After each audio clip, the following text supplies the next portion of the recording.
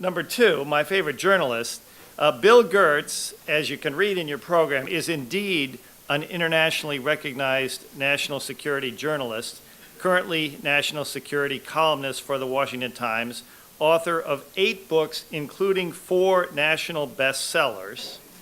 He's been with the Washington Times almost since its inception. His stories are the stories you want to read, and they are stories that you can fully rely upon, in my experience, unless Bill tells us otherwise. But I'd like to bring him up here to specifically address, as Bill put it, the Washington Times and the end of the Cold War. Thank you. Okay. Great. Let's see here. Oh, can you hear me okay there? Okay. Yeah, I want to go through this a little bit. I was hoping that we would have some time for questions. On Tom's comment, remarks, I was thinking, you know, boy, it would be great if we could get the liberal left in the United States to get rid of Hate America Month. But I'm gonna read from my notes here. And on April 10th, 1991, the official newspaper of the Soviet military, called Krasnaya Zvezda, or Red Star, published an article with the headline, "How many hats does Mr. Gertz have?" The author was Major General Gennady Kashuba, who's chief of the Soviet Defense Ministry press office, and the article accused me of, who was a national security writer at the Times, of spreading base misinformation, which is ironically a Soviet specialty at the time. The article took issue with 2 stories that I had written days earlier. One was on a secret visit to the recently dissolved East Germany by Soviet Defense Minister Dmitry Yazov in March of 1991, and it was part of Moscow's plan to get Erich Honecker, the Soviet puppet leader in East Germany, out of the country. The German government was ready to prosecute him for the deaths of some 200 East Germans who had been killed trying to flee to the Free West during the Cold War. But the second story that I had written was really the focus of Moscow's ire. It was a piece written about the extensive and well-funded Soviet disinformation operations run by the KGB. And basically their goal was to poison world opinion about the United States while seeking to build support for the Soviet Union. The campaigns by the KGB included the lie published in African newspapers that the AIDS virus was a CIA biological warfare weapon developed for the use against African Americans and Africans. Red Star asserted that in Britain there's a saying that someone caught lying must eat his hat. That's where the headline came from. Thus the article concluded that I would need to eat several hats and that they were a regular part of my diet. It also contained the subtle suggestion that I was dual-hatted in the sense that I was a journalist, but there was also the false allegation that I was somehow a running dog for the CIA, which would certainly surprise people at the CIA, since one of their spokesmen one time threatened to fire a cruise missile at my desk at the Washington Times after I had reported on the problems with the Chinese intelligence analysis at CIA. Anyway, this story was an amazing acknowledgement for me as a journeyman reporter at the time of the power of one reporter to impact this vast communist empire. I regarded it then, as I do now, as a badge of honor to be singled out. And the clipping of that story in Russian was presented to me by a guy named Herb Bromerstein, who was a patriotic American official who was a communist turned anti-communist, and he headed a special group in the State Department that countered Soviet disinformation. And he was among the many hundreds of government officials who regarded the Washington Times as a strategically vital tool in winning the Cold War against Soviet communism. 8 months later, after I wrote those stories, the Soviet Union was dissolved and ended the expansionist communist empire, and it marked what many consider the end of the Cold War. In reality, the Cold War has not ended, and there are, in fact, in my latest book on China called Deceiving the Sky, I argue that we're now in the beginning of a new Cold War with China, with communist China. But in any case, the Washington Times was founded in 1982 by Reverend Sun Myung Moon amid concerns that the media landscape in Washington was dominated by the liberal establishment newspaper, the Washington Post. It had become known as Pravda on the Potomac after the famous Soviet Communist Party newspaper. Today, it's also become very liberal. They seem to have dropped a lot of their pretense of objectivity and fairness, and they've been now dubbed the Amazon Post after their owner, Jeff Bezos. The roots of the Washington Times can be traced to the Washington Star. In 1981, the Star folded. It was a venerated daily newspaper that had spanned centuries. It was back into the 1800s, and it was really the establishment newspaper. It was bought by Time magazine, but Time, as a news magazine, was ill-suited to running a daily newspaper, and eventually they folded it. Lacking both funding and experienced news personnel, Reverend Moon launched the Washington Times largely on faith and the firm belief that, and concern that the Washington leaders would not be educated about the growing danger posed by Soviet communism. Over the ensuing years, he invested tens of billions of dollars in the Washington Times, and he explained to aides that the newspaper was a mission more than a business, and that he had been inspired by God to make the important commitment to the newspaper. And that commitment has continued under his wife, Hak Jahan Moon.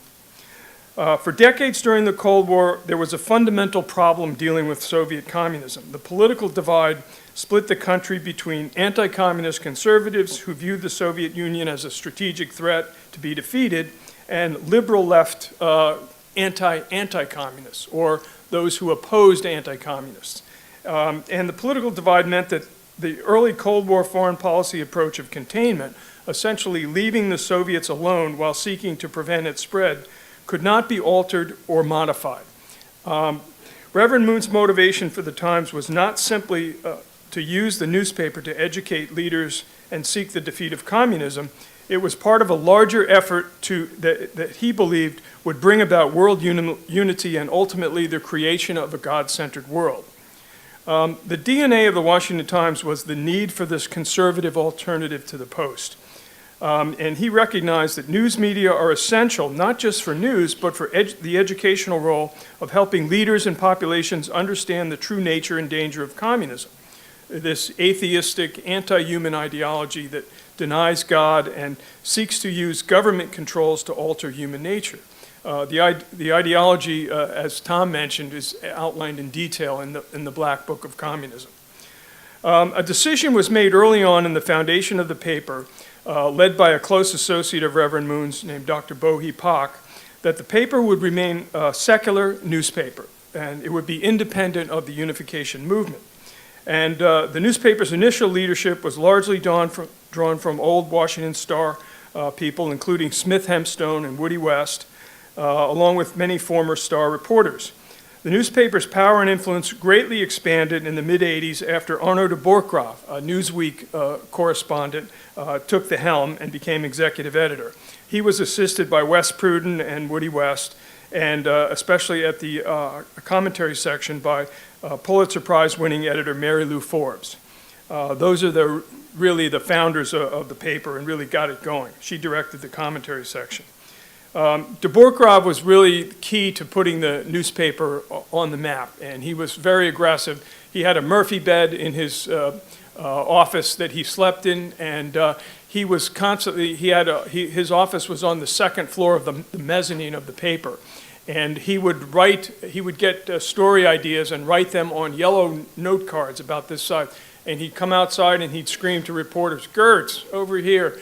And he would throw these over. We used to call them Yellow Rain from Arno de Borchgrave.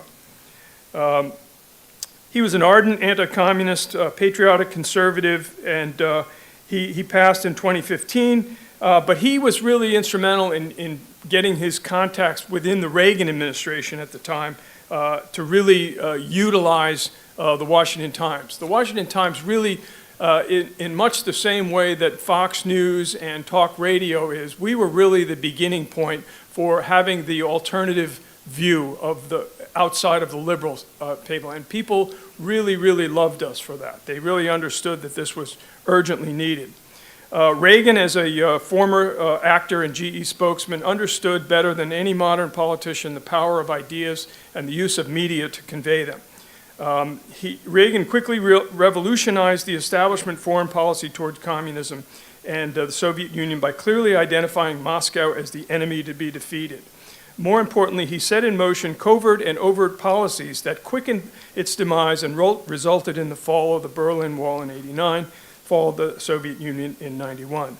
Reagan would say in '92 in a video message, "You, my friends at the Washington Times, have told the truth. It wasn't always the popular thing to do, but you were a loud and powerful voice. Like me, you arrived in Washington at the beginning of the most momentous decade of the century. Together, we rolled up our sleeves and went to work. And oh yes, we won the Cold War." Reagan demanded that aides would deliver the Washington Times to him, along with the Post and the New York Times, wherever he was in the world. And I learned this from one of his Secret Service agents. Let me wrap up here.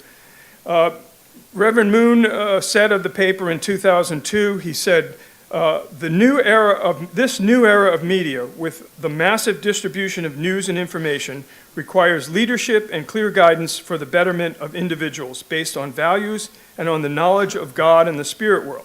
The Washington Times and our family of media have been providing this direction for the past 2 decades and will continue to do so into our 3rd decade. My hope is that each one of you as well will embody the qualities of defending freedom, promoting family values, and strengthening your faith in God so that you may become leaders of the world. So our strategy at the time and to some extent today is that we can't compete directly with a lot of the major publications because we simply don't have the resources to send people and to far off places. But we focused on unique areas, and we always tried to make sure that we kept our news straight. Even though we were regarded as a conservative newspaper, we voiced our conservative views in the commentary section. In our news section, we kept things very straight. And that's why I think that I won't go through the list of stories, but we covered some of the most important stories at the time, and they included the debate over arms control and the anti-ballistic missile treaty, which led to the establishment of missile defenses, which revolutionized the entire concept of strategic defense against nuclear weapons. We went after foreign intelligence. We even helped the Contras in South America in something that was very controversial. When Congress cut off funding for the Contra rebels, the Washington Times started a private fund through a private outfit that would try to help keep the Contras from for battling against the Sandinista communists in Nicaragua. Let me end up with a quote from Margaret Thatcher, what she had to say, the late former British Prime Minister Margaret Thatcher. She said, "In difficult times, even more than in easy ones, the voice of conservative news must make itself heard in the media. It isn't always easy, but this we can be sure. While the Washington Times is alive and well, the conservative news will never be drowned out. And they are heard and they will prevail." That is the ideas. Thank you very much.